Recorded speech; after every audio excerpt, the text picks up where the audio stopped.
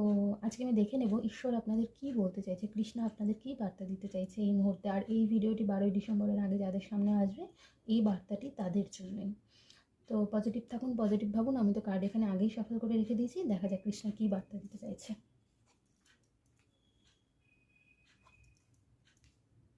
আচ্ছা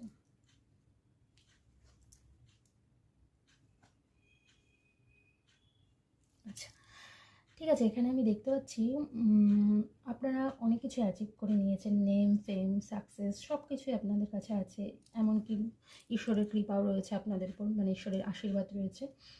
এবং আপনার নলেজ এত বেশি যে মানুষজন আপনাকে খুব মান্যতা দেয়, সম্মান করে। যদি রেজোনেট করে আমার কথাগুলো তাহলে অবশ্যই কমেন্ট বক্সে জানাবেন। আর মান্যতা দেয় এবং আপনার কাছে পরামর্শ চাইতে আসে, সাহায্য চাইতে আসে মানুষ, সমাধান নিতে আসে আপনার কাছে, এটা দেখতে পাচ্ছি। আর আমি দেখতে পাচ্ছি এই কিছুদিনের মধ্যে, মানে আগামী দিনে যেটা ভাইবস দেখছি, আপনার কারোর সঙ্গে কনফ্লিক্ট হতে পারে, মানে আর্গুমেন্ট হতে পারে, মিসকমিউনিকেশন হতে পারে। কেউ হয়তো চতুরতার সঙ্গে আপনার থেকে কিছু ছিনিয়ে নেওয়ার চেষ্টা করলো বা কিছু। তো আপনি চেষ্টা করবেন সেই সব ঝামেলা থেকে নিজেকে একটু দূরে সরিয়ে রাখতে, আর্গুমেন্টে একদম যাবেন না। আর হ্যাঁ, আপনার কাছে অপরচুনিটি আসতে পারে, একটা ভালো অপরচুনিটি, একটা না অনেকগুলোই আসতে পারে। সেগুলোকে আপনাকে বুঝে শুনে তারপর সেই পথে এগোতে বলা হচ্ছে।